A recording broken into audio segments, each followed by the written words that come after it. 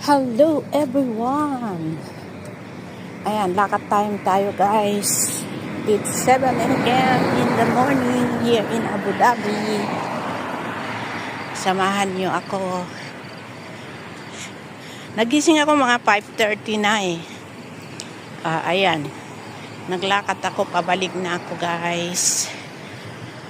Mainit na. Mga 7. May araw na yan. See, nandyan no?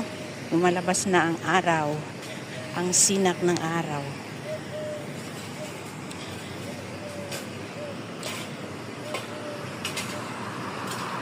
So, kailangan talaga maglakad guys. Kay yun ang payo ng doktor.